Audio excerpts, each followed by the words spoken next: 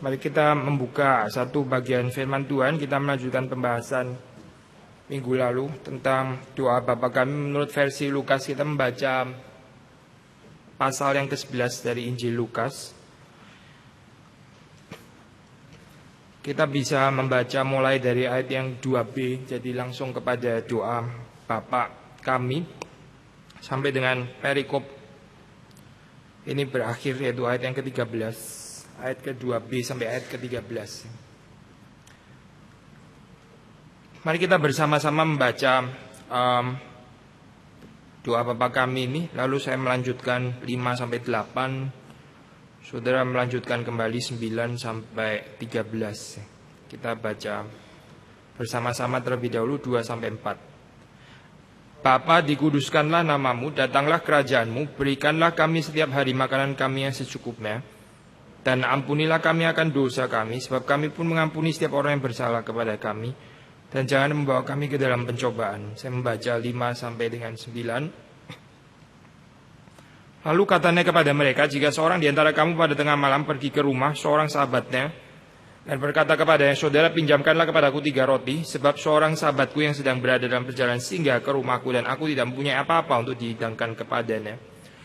Masakan ia yang di dalam rumah itu akan menjawab, jangan mengganggu aku, pintu sudah tertutup dan aku serta anak-anakku sudah tidur. Aku tidak dapat bangun dan memberikannya kepada saudara. Aku berkata kepadamu, sekalipun ia tidak mau bangun dan memberikannya kepadanya, karena orang itu adalah sahabatnya, namun karena sikapnya yang tidak malu itu, ia akan bangun juga dan memberikan kepadanya apa yang diperlukannya. Bersama-sama. Oleh karena itu aku berkata kepadamu, mintalah maka akan diberikan kepadamu, carilah maka kamu akan mendapat, ketoklah maka pintu akan dibukakan bagimu. Karena setiap orang yang meminta menerima, setiap orang yang mencari mendapat, dan setiap orang yang mengetok baginya pintu dibukakan. Bapa, manakah di antara kamu jika anak yang minta ikan daripada yang akan memberikan ular kepada anaknya itu ganti ikan? Atau jika ia minta telur akan memberikan kepada kalajengking? Jadi jika kamu yang jahat tahu memberi pemberian yang baik kepada anak-anakmu, apalagi Bapamu yang di sorga, ia akan memberikan Roh Kudus kepada mereka yang meminta kepadanya. Mari kita masuk dalam doa. Kita minta kehadiran Tuhan secara khusus. Berdoa supaya Tuhan berbicara dalam hati kita masing-masing. Kita tidak dilewati. Saudara mendoakan orang di sekitar saudara, di kanan, di kiri, di depan, di belakang. Saudara juga mendoakan saya. Mari kita berdoa, buka suara. Bapa di dalam surga, pada saat ini kami ingin supaya Engkau hadir bersama dengan kami. Entah di dalam keadaan apapun hati kami, mungkin keletihan, mungkin juga bahkan ketidakacuan, dingin, atau juga dengan kerinduan. Kami ingin supaya pada pagi hari ini Tuhan tidak melewati satu orang pun yang sudah hadir, dan Tuhan memberkati melawat kami. Tuhan memakai hamba-Mu menjadikan saluran berkat yang Tuhan bersihkan, sehingga firman Tuhan yang berkuasa tidak terhalang dan boleh tiba di dalam hati setiap manusia sesuai dengan apa yang Tuhan rencanakan, yang Tuhan kehendaki. Terima kasih Tuhan, kami sekali lagi mengundang Engkau hadir secara khusus dan bekerja dengan leluasa di tengah-tengah kami. Demi Yesus Kristus kami berdoa. Amin.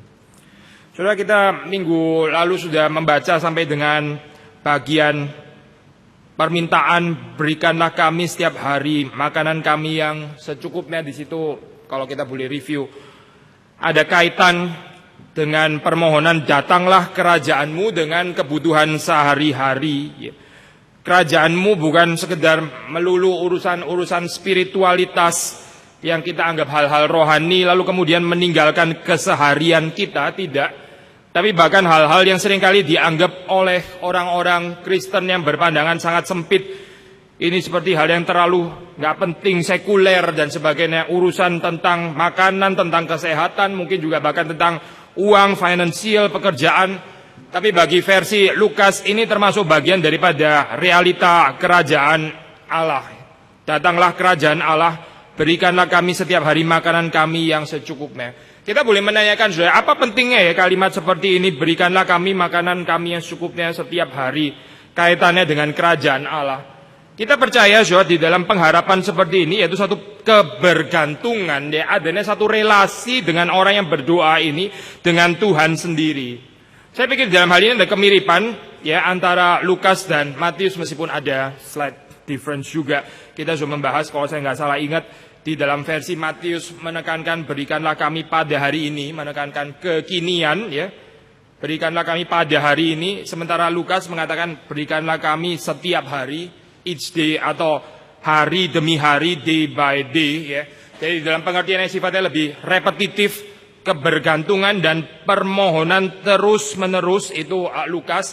Tapi sementara Matius lebih menekankan kekinian pada hari ini, mengencourage orang untuk hidup pada saat ini dan bukan khawatir lalu memikirkan di dalam masa yang akan datang akhirnya nggak bisa lagi menikmati berkat untuk hari ini. Tapi dua-duanya menekankan either mengatakan hari ini atau setiap hari. Tapi intinya adalah satu porsi yang terbatas itu kan ya, porsi hari ini. Porsi hari ini sudah bukan porsi 1 tahun, tapi satu pengharapan untuk hari ini saja. Begitu terbatas, begitu singkat. Karena Tuhan ingin di dalam kehidupan kita belajar untuk memelihara relasi kebergantungan tersebut menjadi sesuatu lifestyle, bagian karakter kehidupan kita. Dan inilah yang dimaksud dengan orang yang mengharapkan kerajaan Allah. Kita tahu ya seringkali di dalam kehidupan kita waktu tersedia banyak resources ya. Sekali lagi resources nggak harus selalu financial, nggak harus selalu makanan, bisa juga resources dalam pengertian yang lain, maksudnya pengalaman sekuritas itu ya. Waktu kita mulai merasa cukup ya, di situ kita gampang sekali menjadi lengah, lalu berhenti bergantung kepada Tuhan, berhenti meminta kepada Tuhan, berhenti memohon, berhenti mengetok, berhenti mencari. Atau mungkin toh mencari juga, mengetok juga, minta juga, tapi mintanya agak basa-basi. Kalau nggak minta sungkan juga, bagaimana orang Kristen kok nggak doa gitu kan. Ini seperti seringkali betapa seringnya waktu kita bersyukur, waktu ada makanan di depan ya, begitu otomatis. Saya percaya orang mempunyai satu penghayatan yang berbeda waktu dia keluar dari sakit penyakit. Di dalam penyakitnya nggak bisa menelan misalnya ya, yang struggling luar biasa waktu menelan, atau mungkin pengalaman yang sedikit sederhana, diinfus berhari-hari, berminggu-minggu, terus setelah itu dokter bilang boleh makan gitu kan, wah boleh makan hari pertama, ucapan syukur akan berbeda ya dengan orang yang tiap hari mungkin makan seperti saudara dan saya, pelan-pelan tanpa sadar kita akhirnya masuk bukan dari penghayatan yang keluar dari dalam hati, tapi rather basa-basi. Rather seperti mesin yang keluar terucapkan begitu saja, ucapan syukur itu. Kita tahu waktu di dalam keadaan kita cukup, waktu di dalam keadaan kita lumayan secure ya, terjamin di dalam banyak hal, alangkah sulitnya untuk bergantung kepada Tuhan. Bergantung, bukan hanya bersyukur, bergantung juga. Kita nggak bisa mengatakan menukar ya. Orang kan seringkali bilang juga, oh kalau kita secure ya kita bersyukur, ntar kalau kita kurang kita bergantung gitu kan ya. Tapi baik bergantung maupun bersyukur mesti dua-duanya hadir, whether kita secure atau nggak secure. Kita nggak bisa menggantikan kebergantungan permohonan dengan ucapan syukur, nggak bisa. Ucapan syukur ya ucapan syukur itu satu hal, tapi bergantung ya bergantung, minta ya minta. Seorang pengemis waktu dia mendapatkan ya dia bisa bersyukur ya. Tapi kan natur pengemis ya mesti minta lagi kan ya. Memang pengemis, dan saudara dan saya adalah pengemis di hadapan Tuhan. Kita ini pengemis di hadapan Tuhan karena kita setiap kali membutuhkan anugerah Tuhan yang senantiasa baru setiap pagi, segar setiap pagi. Kalau Tuhan berhenti menopang kehidupan kita nggak bisa lagi eksis ya. Semuanya jadi kolaps, jadi kacau. Seperti tadi kita berdoa di dalam doa syafaat ya. Kita terus bergumul bagaimana dari kekacauan masuk ke dalam order, ke dalam keteraturan sebagaimana Tuhan mencipta ya. Waktu Tuhan berhenti menopang alam semesta ini, waktu Tuhan berhenti menopang kehidupan kita masuk ke dalam kekacauan seperti itu. Sehingga Tuhan sekali lagi memberikan kepada kita berkat yang memang hanya cukup untuk 1 hari. Cukup untuk 1 hari supaya melatih kita senantiasa memohon bergantung, mengemis setiap hari. Lalu dari repetisi itu menurut versi Lukas ya, repetisi ini setiap hari kan, day by day, each day, itu tercipta satu habitus ya. Ini bahasa Aristotelian, tapi saya percaya Alkitab membicarakan ini di dalam satu pengertian yang bukan bersifat polemik tapi juga sekaligus melampaui. Habitus menciptakan satu kebiasaan ya. Habitus itu membentuk karakter. Karakter itu nggak mungkin terjadi tanpa pengulangan, nggak mungkin gitu. Ya Thomas Kempis ya, mungkin bukan Thomas Kempis ya, mungkin Harry de Grote sebetulnya yang tulis itu buku apa, Imitation of Christ, tapi sampai sekarang ascribe to Thomas Kempis, buku yang baik sekali. Dia mengatakan kalimat seperti ini ya, bad habit itu di overthrown, itu ditaklukkan, diturunkan dari tahta dengan good habit juga. Habit sama-sama habit. Bad habit itu dikalahkan dengan good habit. Ya, kita biasa datang telat di dalam kebaktian. Ya mungkin agak sedikit muluk-muluk kalau kita minta satu pengalaman pertobatan dengan nangis-nangis. Terus setelah itu kita nggak akan telat lagi. Ya bad habit dikalahkan dengan good habit. Perlu good habit. Habit maksudnya ulangan tidak telat, tidak telat lalu baru menciptakan karakter. Kalau kita maunya, saya maunya ini saya sudah 10.000 kali melakukan satu kebiasaan seperti ini yang tidak baik. Kalau bisa saya bertobat langsung sekali berubah gitu. Bukan nggak mungkin sudah, kita percaya Tuhan bisa mempunyai kuasa seperti itu ya. Tapi seringkali di dalam cara yang lebih natural ya, dan juga tetap adalah pekerjaan Tuhan, anugerah Tuhan. Tuhan membentuk kita ya, mengalahkan kebiasaan yang buruk tersebut dengan kebiasaan juga, dengan habit juga, tapi habit yang baik. Lalu di situ membentuk satu karakter. And therefore, Lukas sangat mementingkan ini ya, prinsip pengulangan, repetisi, each day, day by day. Minta lagi, memohon lagi, dan minta yang secukupnya, necessary, yang kadang-kadang terjemahannya bisa double gitu.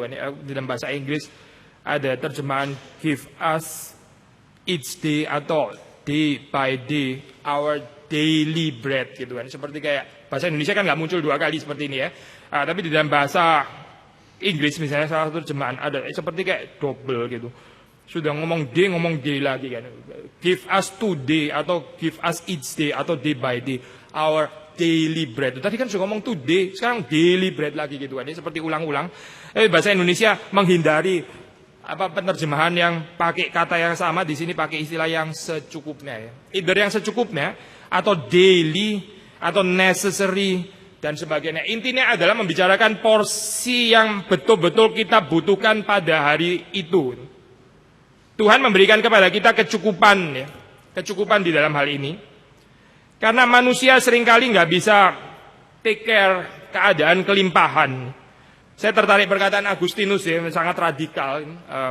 Resepsinya mesti diterima dengan baik. Dia bilang, itu ya, harta yang berkelimpahan, itu miliknya orang lain sebetulnya. Kalau kita berkelimpahan di dalam kehidupan, itu sebenarnya bukan barang kita, itu punyanya orang lain. Kenapa nggak disalurkan ya? Wah radikal saya kalimat seperti ini ya. Kita mungkin bisa berpikir, ya saya salurkan juga loh, saya bukan nggak salurkan, tapi ini kan saya sedang mempersiapkan tuh hari depan, hari paceklik dan seterusnya gitu kan ya. Mungkin nggak salah secara manusia.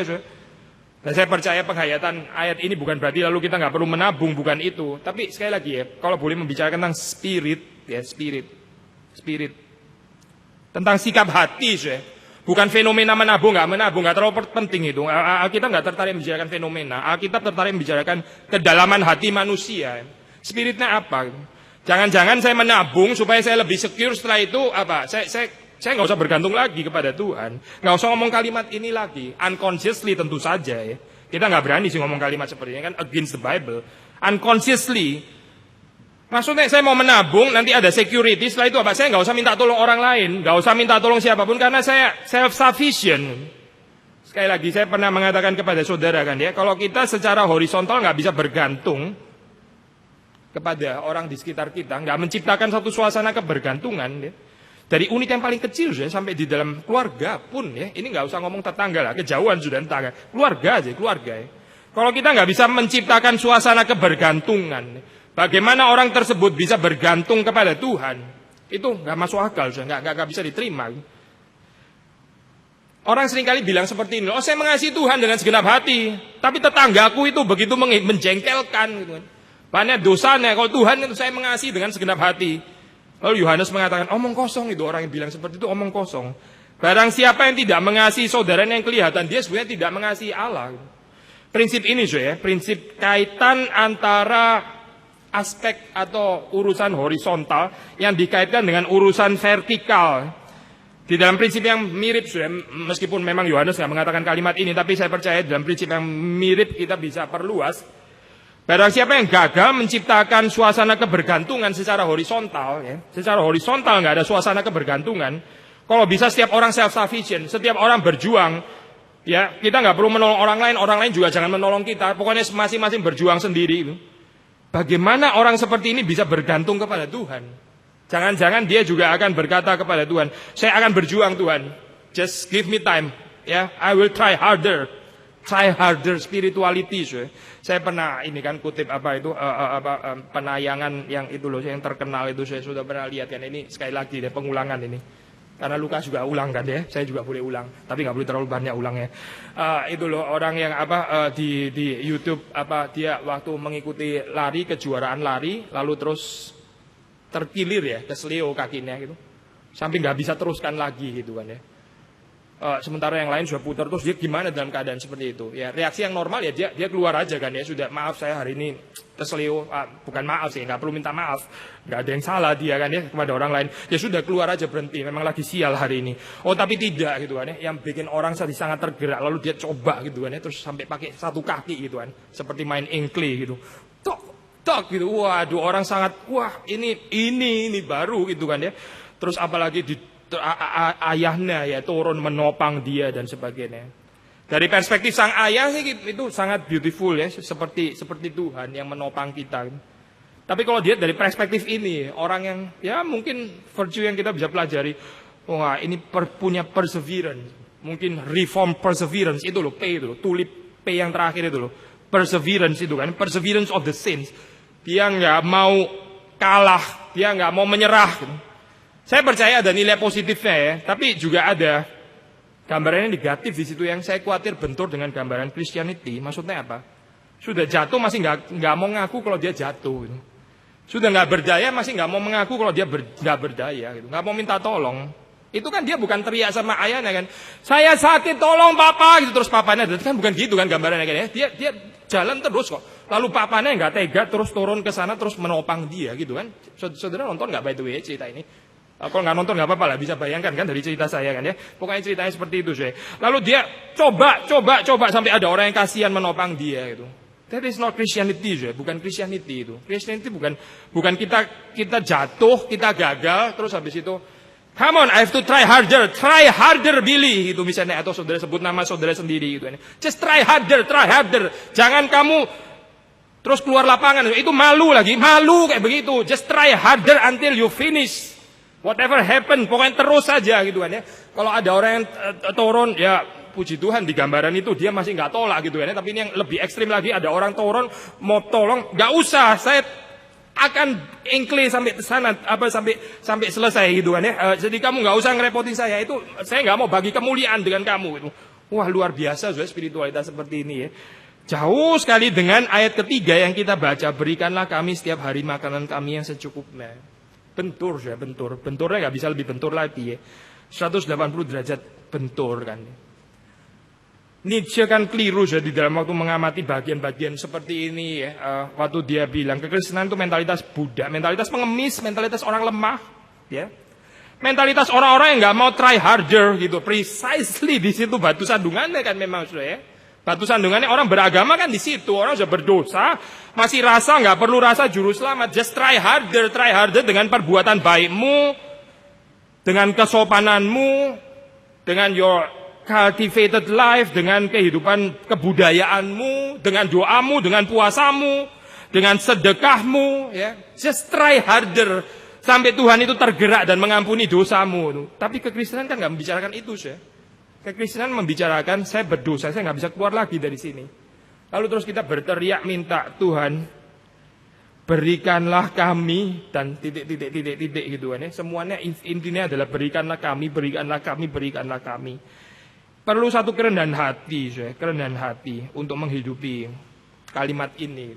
Sekali lagi ya, regardless entah di kulkas kita banyak persediaan, entah beras kita berapa ton atau cuma tinggal 3 sendok, saya percaya tetap ayat yang ketiga ini adalah ayat yang bisa kita jalani sekarang di sini hari ini.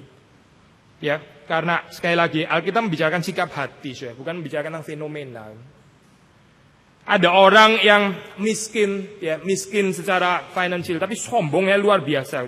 Itu menurut Alkitab bukan orang miskin, bukan. Dia orang yang merasa dirinya kaya. Tapi ada juga orang kaya yang nggak bermegah di dalam kekayaannya. Ada orang kaya yang tahu bahwa sekuritas kehidupannya bukan ada di situ, tapi ada pada Tuhan. Nah, orang seperti ini bukan di dalam kategori kaya yang diucapkan kepada mereka sabda celaka, bukan. Alkitab nggak tertarik membicarakan fenomena, bukan membicarakan fenomena. Fenomena bisa menyesatkan. Kita selalu melihat orang secara fenomena, ya seringkali etnis seperti itu. Tapi Alkitab mau melihat kedalaman hati. Ini orang spiritnya apa sebetulnya? Dan Tuhan mengenal kedalaman hati kita sampai membedakannya itu, membedakan seperti antara tulang dan sumsum pun yang sebetulnya nggak perlu dibedakan lagi, tapi Tuhan masih bisa membedakan. Berarti Tuhan mengenal sedalam-dalamnya keadaan hati saudara dan saya. Makanan kami yang secukupnya ya, takaran hari ini. Lalu bagaimana kalau Tuhan ternyata memberikan kepada kita lebih gitu. Kalau Tuhan memberikan kita lebih bagaimana gitu. Sekali lagi ya, kembali lagi kepada sikap hati kita. Ini kan permohonan, permohonan. Seperti di sini nanti juga dikatakan, jangan membawa kami ke dalam pencobaan. Kita tahu di dalam kenyataannya kan kita seringkali dipimpin ke dalam pencobaan kan. Harus dibedakan ini antara permohonan, ya sikap hati kita, bagaimana kita melihat diri, ada kaitan sangat erat dengan bagaimana kita menilai diri, dengan akhirnya yang Tuhan sendiri hadirkan di dalam kehidupan kita, di dalam kedaulatannya. Itu two different things. Kita nggak ngurusin bagiannya Tuhan. Yang bagiannya kita adalah kita minta makanan yang secukupnya, yang necessary saja. Kalau Tuhan memberikan kepada kita lebih banyak daripada yang necessary, itu urusannya Tuhan. Mungkin Tuhan membentuk kita di dalam hal yang lain lagi kali ya. Tuhan menguji kita bagaimana orang ini kalau saya berikan lebih daripada yang necessary, bagaimana sikapnya. Satu ujian ya, nanti kita belajar lagi ya di dalam keadaan seperti itu. Tapi dari diri kita ya, dari diri kita menurut doa ini, kita berdoa untuk kebutuhan yang necessary di dalam limited portion hari ini. Portion yang lain itu nanti Tuhan sendiri akan mencukupkan. Kita berdoa lagi dan Tuhan cukupkan lagi. Sehingga ya setiap hari kita boleh menyaksikan bagaimana Tuhan mencukupkan kehidupan kita. Setiap hari menjadi satu pengalaman baru. Seperti dikatakan oleh penulis kitab Ratapan. Kasih setiamu baru setiap pagi. New every morning. Great is thy faithfulness. Chesed ya.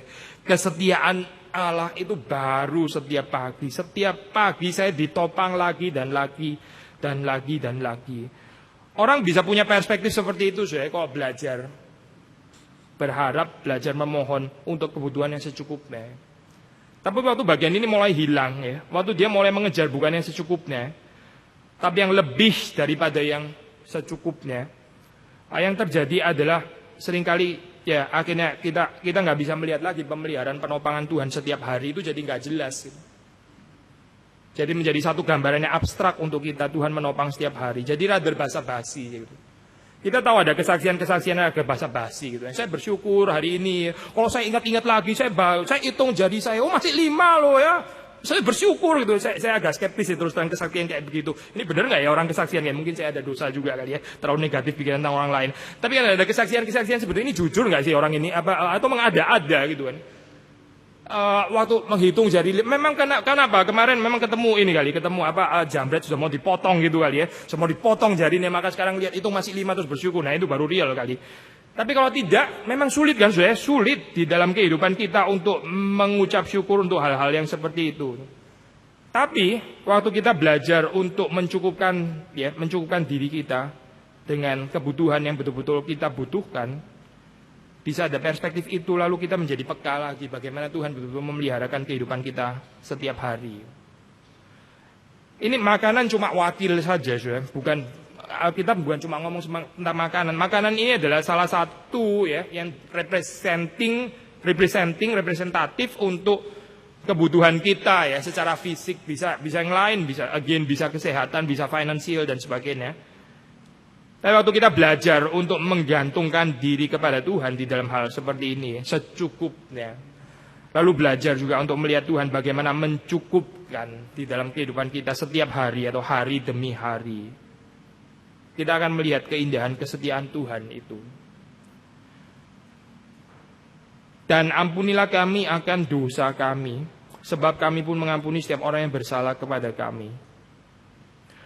Saya agak lupa, sudah minggu lalu kita sudah bahas atau belum di sini, mungkin belum ya, tentang bagian kata sambung sebab ini. Seperti agak sulit diterima ya menurut iman reformatoris kan ya, karena pakai sebab. Mungkin sudah dibahas ya, sudah dibahas belum ya? Ampunilah kami akan dosa kami, sebab kami pun mengampuni setiap orang yang bersalah kepada kami. Ini yang mana lebih duluan, yang mana lebih penyebab, yang mana akibat. Jadi dikatakan sebabnya adalah kami pun mengampuni setiap orang yang bersalah kepada kami. Lalu akibatnya Tuhan mengampuni dosa kita. Kan agak kebalik kan saudara, betul ya? Saudara boleh cek di dalam bahasa aslinya benar-benar pakai kata sebab sih. Pakai kata sebab dalam bahasa Yunaninya, terjemahan bahasa Inggris juga pakai kata sebab, sama gitu. Sebab. Kita tahu di dalam pemahaman ini ya, sistematik teologi klasik, kita bisa mengampuni orang lain karena kita terlebih dahulu diampuni oleh Tuhan, gitu kan ya. Sebab Tuhan mengampuni saya, maka saya mengampuni orang lain, betul gak saudara? Tuhan mengampuni saya terlebih dahulu, mengasihi saya terlebih dahulu. Inilah kasih itu, yaitu Allah terlebih dahulu mengasihi kita. Lalu kita bisa mengasihi orang lain, mengampuni, dan sebagainya. Tapi ayat ini membicarakan, ampunilah kami akan dosa kami, sebab kami pun mengampuni setiap orang yang bersalah kepada kami. Tafsiran yang salah akan mengatakan, oh kalau begitu Tuhan itu sangat conditional ya. Conditional kalau begitu. Dia baru mau mengampuni kalau kita sendiri juga mengampuni. Kalau kita nggak mengampuni, Tuhan nggak mengampuni. Memang ada ayat seperti itu juga kan saudara ya.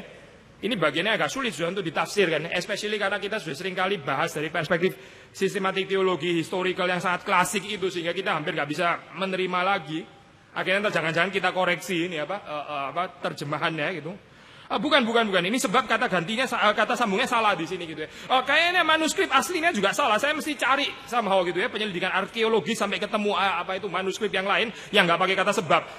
Sebab pengertian sistematik teologi saya ya nggak bisa menerima kalimat ini. Tapi ini Alkitab sudah. Better kita membiarkan Alkitab berbicara kali ya, meskipun seringkali mengoreksi pengertian teologi sistematik yang juga bisa kurang kaya dan sebagainya.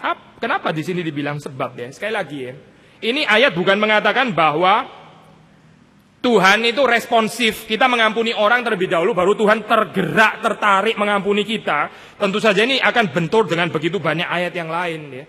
Konsep God as the inisiator itu nggak mungkin diganggu gugat.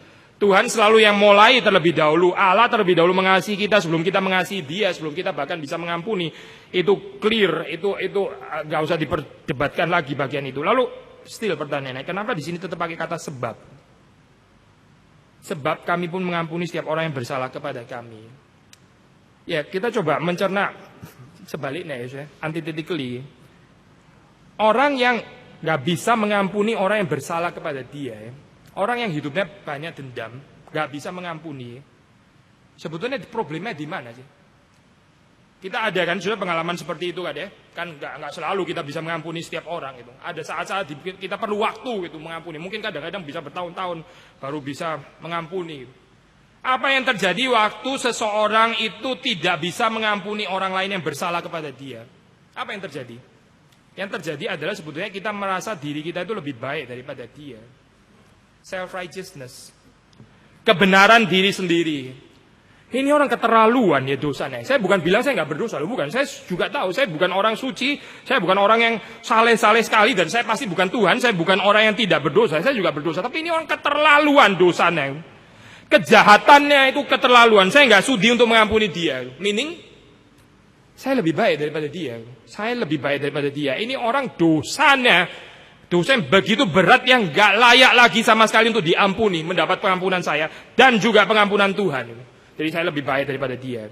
Nah, orang kalau sudah masuk ke dalam pemahaman seperti ini ya, self-righteousness seperti itu, holier than others, lebih kudus daripada yang lain. Bagaimana dia bisa punya kepekaan tentang dosanya sendiri? Orang yang self-righteous itu gak akan melihat dirinya itu perlu pengampunan dosa dari Tuhan, karena dia sudah menempatkan secara ranking dan hubungan horizontal ya, horizontal vertikal selalu ada kaitannya. Ini yang dimaksud itu. Secara horizontal dia sudah menempatkan ini orang di bawah saya, nggak layak dapat pengampunan. Meaning saya memang berdosa, tapi nggak seburuk dia itu. Di dalam keadaan penghayatan self-righteousness seperti ini ya, mana mungkin orang seperti ini ya, masih bisa punya kesadaran akan dosanya, lalu minta kepada Tuhan, ampunilah dosa kami. Enggak akan. Dia akan berdosa, dia akan berdoa, bukan berdosa, dia akan berdoa, oh Tuhan ampunilah dosanya dia, bukan dosanya saya, bukan. Ampunilah dosanya dia, atau bertobatkanlah, atau kalau perlu nggak usah mengampuni sama sekali. Itu dosanya nggak akan ditujukan kepada dia. Dia nggak merasa terlalu berdosa.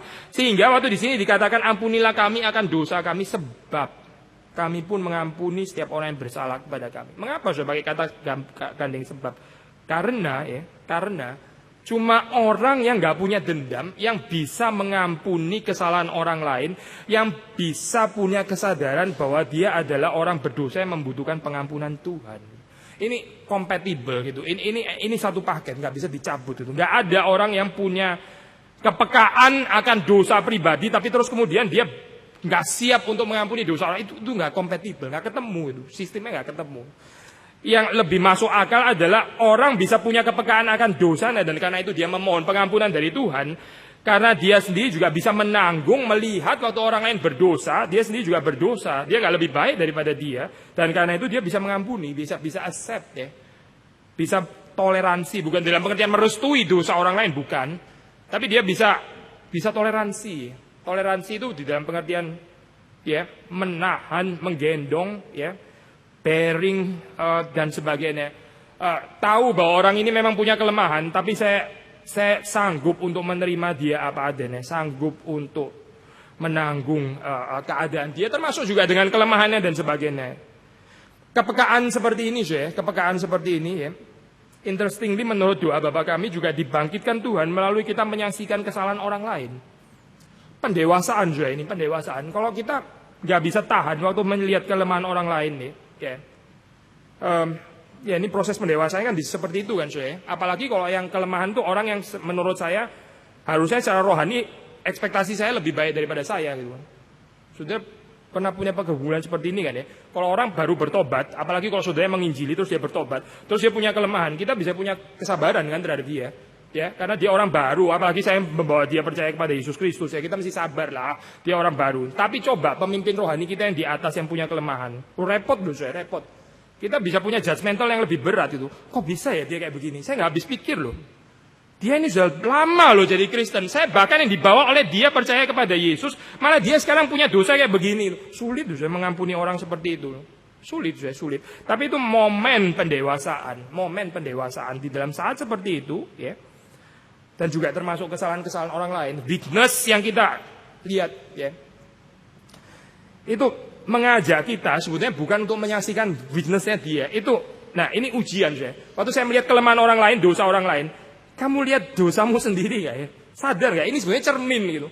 Tapi ada orang yang gak lihat seperti cermin gitu. Lalu orang waktu lihat orang berdosa dia kecewa lah, disappointed, meninggalkan gereja dan sebagainya. Ini problem klasik kan saya. Kenapa gak mau ke gereja om? Kenapa gak mau ke gereja? Kenapa gak mau percaya sama Yesus? Oh itu loh orang Kristen itu ya. Orang Kristen itu ngomongnya begini-begini. Kehidupannya gitu kan. Immature ya, itu orang gak dewasa itu childish ya. Ini gak bicara dari perspektif Kristen saja ya, perspektif lumrah ya, perspektif hidup sehari-hari ya. Orang yang dewasa itu apa sih? Orang yang dewasa waktu melihat ada anak kecil berak, ya wajar memang dia anak kecil berak terus dibersihin dan sebagainya karena dia dewasa kan ya. Nah, orang lihat ada anak kecil berak terus dia ngamuk-ngamuk gitu. Kecewa saya. Kenapa kamu berak? Kenapa ngompol dulu? Ini siapa yang anak-anak ya kayak begini ya? Bukannya kamu orang tua gitu. Bukannya kamu yang lebih dewasa harusnya mengerti kalau yang lebih kecil itu ini berak, ngotorin dan sebagainya. Itu namanya sikap dewasa kan ya. Tapi banyak orang tidak dewasa waktu melihat orang lain ya kencing, berak dan punya kelemahan itu tadi ya, metaforik itu. Dia menjadi kecewa, dia meninggalkan gereja, meninggalkan Tuhan, meninggalkan orang Kristen dan sebagainya. Karena dia menolak untuk dibentuk Tuhan menjadi dewasa. Ya. Waktu dia melihat kelemahan orang lain, waktu dia weakness dari orang lain, bukan bercermin, ini saya juga orang yang punya dosa juga. Dan saya menerima dia, lalu saya berdoa juga kepada Tuhan, ampunilah dosa saya. Gitu. Sebab saya juga mengampuni setiap orang yang bersalah kepada saya, kepada kami. Ini menciptakan satu satu komunitas yang istilah di sini kan pakai kata kami ya, meskipun ya termasuk juga tadi yang sebelumnya juga sih.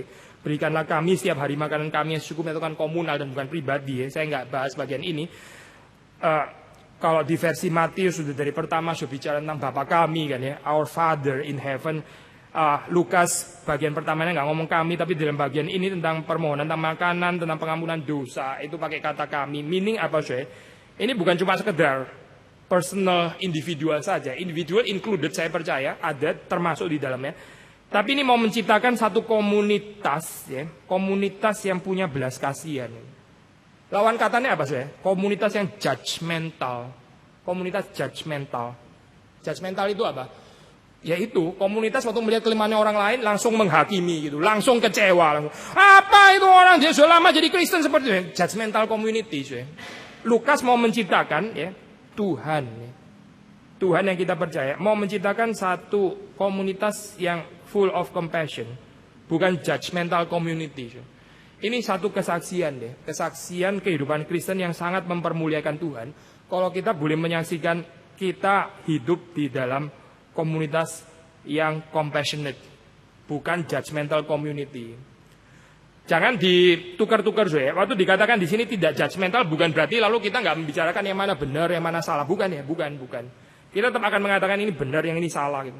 Tapi sekali lagi ya, sikap hati ini bukan cuma sekedar konten yang keluar dari mulut. Sikap hati kita apa waktu mengatakan kalimat seperti itu? Ada mimbar-mimbar yang dipakai untuk ini ya, menusuk orang dari atas itu. Melampiaskan karena emotion dari atas itu. Lalu pakai otoritas mimbar ya, judgmental. Mungkin kontennya nggak salah sih, tapi sikap hatinya jadi gak karu-karuan. Elisha juga pernah bergumul di dalam hal ini waktu dia melihat siapa itu Raja Yoram. Raja Yoram. Dia tahu punya kelemahan itu. Akhirnya dia panggil satu orang untuk main kecapi supaya dia bebas dari emosi negatif. Baru setelah itu dia bisa memberitakan firman Tuhan, bisa bernubuat. Sekali lagi saya, kita bukan berarti lalu terus jadi semuanya abu-abu gitu ya. Nggak tahu yang mana yang benar, nggak ada theological decision. Ya semuanya sama ada benernya lah. You have your point, I have my point gitu. Oh ini kacau banget gini kan ya. Semuanya complementary dan sebagainya. Tidak. Kita tahu ada bagian-bagian pengertian yang memang harus di-exclude ya. Bagian-bagian yang salah, bagian-bagian yang keliru. Tetapi yang kita maksudkan di sini adalah yaitu sikap hati. Sikap hati waktu seseorang termasuk memberitakan yang benar, yang salah ya. Bukan di dalam sikap hati saya lebih baik daripada orang lain. Ini nggak terjadi hanya secara pribadi saja, ini bisa terjadi secara gereja, secara komunal. Kalau secara pribadi saya lebih baik daripada orang lain. Kalau secara gereja kita lebih baik daripada orang lain. Jadi gereja yang judgmental juga, judgmental church, ya. Bukan church yang full of compassion. Sama. Jangan-jangan waktu kita gagal ya menghayati bagian ini. Sekali lagi, cuma mengonfirmasi satu hal, yaitu kita sangat tertarik dengan spiritualitas self-righteousness itu.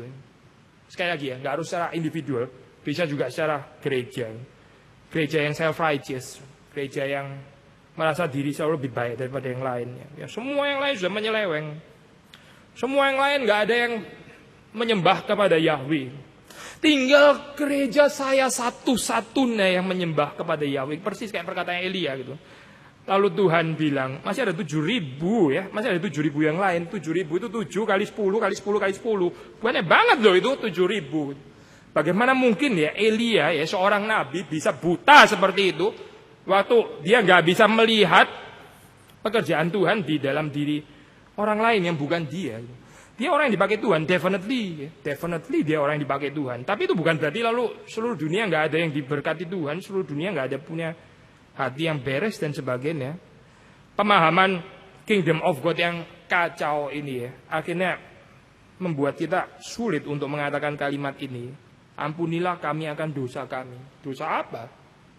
Ya sekali lagi ya, tadi saya mengatakan kita bisa bersyukur secara basa-basi kan. Kita juga bisa mengetok, mencari, meminta secara basa-basi. Kita juga bisa minta pengampunan dosa secara basa-basi. Tuhan ampunilah kami akan dosa kami. Kalau dikejar, apa maksudnya? Ya siapa sih di dunia ini yang sempurna gitu kan ya? Itu kan general sekali, Sue. Ya pastilah saya minta kepada Tuhan pengampunan dosa. Kenapa? Karena siapa sih di dunia ini nggak berdosa? Ya pastilah, saya juga pasti berdosa lah. Kamu juga berdosa, saya berdosa. Ya udah kita minta pengampunan gitu. So general, Sue. Nggak ada sesuatu yang betul-betul mendugakan kita gitu ya. Seperti orang minta sesuatu kebutuhan, nggak ada yang betul-betul dia butuhkan. Just lip service, karena somehow kayaknya saya mesti memohon kan kepada Tuhan. Dia yang punya langit dan bumi ini, dia yang menopang seluruh alam semesta, ya mesti bergantung lah kepada Tuhan. Jangan nggak minta lah waktu makan, ya itu apa sarapan atau lunch dinner, ya mesti bersyukur lah somehow karena ini ya somehow dari Tuhan pokoknya gitu kan. Makanya kita mesti say grace gitu, acknowledge grace, tapi ya basa-basi. Kita nggak tertarik sudah dengan sikap hati yang basa-basi seperti itu ya. Maka bagaimana mempelajari spirit ini? Ya ini kan ya, termasuk ekses daripada doa Bapa kami, karena sudah ditulis seperti ini. Kita tahu ada spiritualitas yang mengajarkan doa Bapa kami diucapkan berapa kali gitu kan ya, saya nggak mengatakan pasti penghayatannya salah semua, kita nggak tahu gitu. Itu bukan urusan kita. Tapi betapa rentannya waktu kita mengatakan kalimat yang sudah ditulis seperti ini ya, penghayatannya ikut atau enggak ya? Hati kita ada resonansinya atau enggak? Berapa dalam? Waktu saya bilang, ampunilah kami akan dosa kami. Self knowledge kita tentang dosa kita apa sebetulnya? Atau just a general, ya siapa yang nggak berdosa gitu. Kita somehow mesti perlu belas kasihan Tuhan. Ya siapa yang nggak tahu sebagian itu. Tapi penghayatannya apa sebetulnya di dalamnya? Dosa apa sih by the way? Dosa apa? Dosa apa ya? Terus kita pikir-pikir, dosa apa juga? Kayaknya juga nggak terlalu ada dosa gimana sih? Dosa terlambat ibadah atau dosa apa ya? Dosa piano agak sedikit fals suaranya. Ya dosa apa sih sebetulnya? Nggak tahu juga loh dosa apa. Kalau permohonan ini menjadi satu permohonan yang nggak keluar dari dalam hati atau nggak keluar dari hati yang terdalam. Sekali lagi, Lukas, Tuhan tertarik untuk menciptakan satu komunitas yang full of compassion, merciful, berhadapan dengan orang-orang yang punya kelemahan. Kalaupun boleh mengatakan gereja yang sempurna itu apa ya? Atau mendekati sempurna, yang berjalan ke arah kesempurnaan. Sudah pasti, sudah definisinya bukan isinya adalah orang-orang yang nyaris nggak punya kelemahan. Bukan, itu bukan gereja yang realistis kan ya. Gereja yang berjalan ke arah sempurna itu apa sih? Gereja yang di dalamnya ada orang-orang punya kelemahan, ya, masih bergumul dengan kelemahan. Tapi yang di dalamnya juga bersamaan dengan itu ada orang-orang yang bersedia menanggung dengan hati yang luas. Itu gereja yang bergerak ke arah kesempurnaan. Gereja yang di dalamnya orang punya dosa, tapi juga ada orang-orang yang berdosa yang lain yang bisa saling menggendong. Itu gereja yang menuju kepada kesempurnaan. Bukan gereja yang nggak ada sama sekali kelemahan, itu nggak masuk akal, nggak livable konsep gereja seperti itu. Satu lagi yang terakhir, masih di dalam spirit yang sama, jangan membawa kami ke dalam pencobaan. Jangan membawa kami ke dalam pencobaan. Sekali lagi kita tadi sudah mengatakan ya, waktu kita berdoa, berikan kepada kami setiap hari makanan kami yang secukupnya. Ya, dari sisi kita minta secukupnya. Mungkin Tuhan akan memberikan lebih, ya itu urusan Tuhan. Tapi saya nggak minta yang lebih-lebih seperti itu. Saya minta yang secukupnya saja. Waktu Tuhan berikan lebih, ya Tuhan menganggap kita mungkin ya atau sekaligus juga menguji. Mungkin kita bisa manage stewardship. Lalu kita di situ dilihat oleh Tuhan. Bagaimana Dia akan mengelola yang lebih itu. Saya tertarik sekali lagi kalau boleh balik lagi ke ayat 3 ya. Waktu Yesus selesai kan motif roti kan ya. Kita tahu roti 5 roti 2 ikan kan. Itu kan nggak cukup tadinya kan. Lalu Yesus berdoa, bersyukur atau dilipat gandakan sampai semua orang makan kan ya. Saudara perhatikan di situ, bukan cuma sekedar cukup ya, tapi berlebih-lebihan sampai apa? Sampai waktu dikumpulkan ada 12 bakul, 12 keranjang. Saya tertarik dengan Calvin waktu mengomentari bagian itu. Betul, saya memang lebih itu. Semua juga sudah pada kenyang. Semuanya juga sudah nggak perlu lagi. Yang mau memuaskan lidah juga sudah enak juga kali ya. Jadi tetap lebih. Bagaimanapun pokoknya 12 bakul lebih. Lalu bagaimana?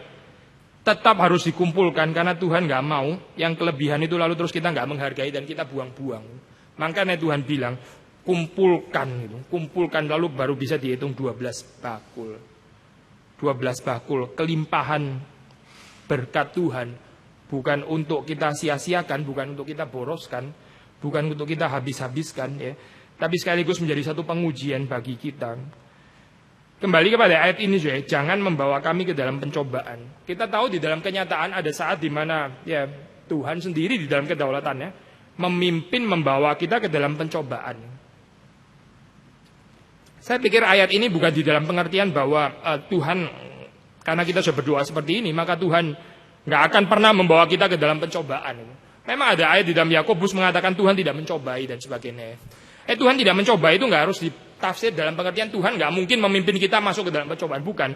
Tapi dalam arti apa? Tuhan tidak mencobai itu maksudnya adalah Tuhan nggak punya motivasi membawa kita ke dalam situasi pencobaan, lalu dengan punya motivasi supaya akhirnya kita jatuh ke dalam dosa karena kita dimasukin ke dalam pencobaan, bukan itu. Di dalam hal ini Tuhan tidak mencobai, tapi bukan berarti Tuhan tidak mungkin membawa kita masuk ke dalam setting pencobaan, tidak ya. Tahu dari mana? Karena Yesus sendiri mengalami itu. Roh Kudus memimpin ya, Yesus Roh Kudus setelah itu apa itu baptisan, setelah mengalami itu inaugurasi ya, pentabisan itu ya. Yohanes Pembaptis, Yesus merpati, Roh Kudus dalam bentuk merpati, lalu suara Bapa di surga. Lalu setelah itu apa? Setelah kejadian itu, Roh Kudus ya, Roh Kudus yang sama ya, yang dalam rupa merpati itu. Roh Kudus yang sama memimpin Yesus masuk ke wilderness, ke padang gurun untuk dicobai. Roh Kudus memimpin Yesus ke padang gurun untuk dicobai. Ya. Maka apa artinya Allah tidak mencobai? Bukan dalam pengertian Allah tidak memimpin kita ke dalam pencobaan dalam pengertian itu, bukan itu. Tapi di dalam pengertian Allah nggak mungkin punya motivasi waktu memimpin ke sana terus nyukurin kita. Syukur lu ya, sebentar lagi lu pasti jatuh itu. Setelah ini saya dorong supaya kamu jatuh ke dalam dosa. Itu di dalam pengertian itu Allah tidak mungkin melakukan itu. Lalu Yakobus mengatakan Allah tidak mencobai. Allah tidak mencobai siapapun. Waktu di sini dikatakan jangan membawa kami ke dalam pencobaan, ya, jangan membawa kami ke dalam pencobaan. Apa maksudnya, saya? Toh akhirnya Tuhan mungkin juga akan membawa kita ke dalam setting itu. Tapi ini berkaitan sekali lagi dengan spirit kebergantungan tadi gitu. Dari pihak saya ya, saya bukan challenge, saya juga bukan menantang pencobaan, menantang penderitaan lebih berat lagi dan sebagainya. Hati-hati dengan spiritualitas seperti itu ya. Spiritualitas sok kuat, spiritualitas sok raksasa, akhirnya ntar jatuh. Kita nggak diminta untuk menantang pencobaan, tidak ya, tapi humbly ya. Karena kita tahu keberdosaan kita, kan ada kaitannya kan barusan bicara tentang ampunilah kami akan dosa kami.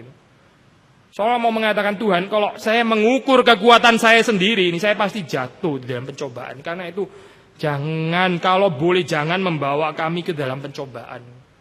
Karena saya tahu siapa saya. Waktu ditaruh dalam setting seperti itu, saya pasti jatuh. Maka jangan membawa saya ke sana. Maksud saya bukan orang yang sombong, saya bukan orang yang tekebur, yang sok kuat, yang merasa kirimkanlah kepada saya pencobaan apapun kalau perlu berlipat-lipat ganda supaya aku boleh mempermuliakan Engkau Tuhan gitu. Wah gila, ini kelihatan seperti kalimat iman ya, tapi kalimat orang yang sombong luar biasa. Hati-hati ya dengan kalimat-kalimat seperti itu ya. Kelihatan seperti menyatakan satu iman yang tinggi, and dia sebetulnya menyatakan apa? Pengenalan diri yang sama sekali rusak. Pengenalan diri yang sama sekali salah. Kalau Tuhan betul-betul menghadirkan kepada kita ya, utusan-utusan iblis duri seperti itu ya, kita baru tahu betapa beratnya struggle di dalamnya. Itu sama sekali pengalaman yang tidak mengenakkan. Meskipun kita tahu ada saat-saat kadang-kadang Tuhan memberikan juga kepada kita. Tapi perhatikan sudah Paulus waktu dia berdoa. Duri dalam daging, tolong Tuhan cabut. Paulus nggak pernah bilang, tambah lagi Tuhan, ini baru 3. Kenapa nggak kasih saya 7? Angka kepenuhan gitu misalnya. Nggak ada kalimat seperti itu. Paulus nggak pernah menantang seperti itu. Paulus tahu betapa sulitnya struggle dengan duri itu. Utusan iblis yang datang menggocoh aku. Tarik, dorong, tarik. Tapi Tuhan bilang, enggak, saya nggak tarik. Cukup kasih karuniaku untuk engkau. Ya, itu kedaulatan Tuhan, itu urusan Tuhan. Tapi dari sisi Paulus dia bicara, tarik Tuhan, tolong tarik. Saya sudah nggak kuat. Tapi Tuhan menghibur, justru di dalam kelemahanmu, kuasaku menjadi nyata, menjadi sempurna. Puji Tuhan kalau Tuhan masih punya bijaksana seperti ini ya. Di luar bijaksana kita, lalu kita tetap belajar percaya. Tapi sekali lagi ya, dari sisi kita ya, dari sisi saudara dan saya, kita bukan minta penderitaan, kita bukan minta pencobaan. Kalau boleh bebaskan kami dari pencobaan. Yesus di Taman Getsemani pun ngomong doa yang sama. Kalau boleh cawan ini lalu daripadaku. Tapi terus setelah itu penyerahan diri kan. Tetapi kehendakmu yang terjadi, bukan kehendakku. Acknowledgement akan kedaulatan Tuhan itu didahului dengan pengenalan diri yang sangat tepat. Sangat tepat ya. Mengenal diri. Kalau boleh cawan ini lalu daripadaku. Yesus nggak menantang, kalau boleh cawan kayak begini ini supaya ntar lebih mulia lagi, tambahkanlah beberapa salib lagi gitu. Saya pasti akan kuat karena saya Tuhan kok gitu misalnya. Nggak ada doa kayak begitu, nggak ada di dalam kekristenan. Kalau ada doa-doa yang mirip seperti itu keluar daripada murid-murid orang Kristen ya, hati-hati saya.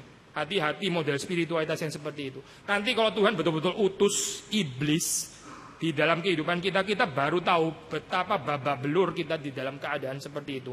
Maka jangan menantang, jangan menantang. Ini bagian daripada spiritualitas kebergantungan, kerendahan hati. Jangan membawa kami ke dalam pencobaan. Saya lemah Tuhan, saya penuh dengan dosa. Ampunilah saya, jangan membawa saya ke dalam pencobaan. Kiranya Tuhan memberkati kita. Nanti masih ada sisa ya, ayat 5 sampai 13 kita lanjutkan beberapa minggu lagi ya. Kita akhiri pemberitaan firman Tuhan sampai di sini. Mari kita masuk di dalam doa. Tuhan, kami bersyukur kami bisa sekali lagi mempelajari, membaca, merenungkan doa yang Tuhan ajarkan kepada para murid yang kami percaya Tuhan juga ingin ajarkan kepada kami. Kami tidak habis-habis Tuhan bisa menggali kekayaan firman Tuhan, dan kami ingin supaya kami bukan hanya menggali secara pendengaran, pengetahuan, wawasan belaka, tapi terutama kami juga bisa menggalinya melalui kami mengalami di dalam keseharian kami, di dalam perjalanan kami mengikut Tuhan. Kami bersyukur untuk setiap orang yang hadir, sekali lagi untuk kehadiran Tuhan, untuk pekerjaan Tuhan. Kami ingin Tuhan terus menguduskan, menyempurnakan kami dengan firman-Mu. Demi Yesus Kristus kami berdoa, kami bersyukur. Amin.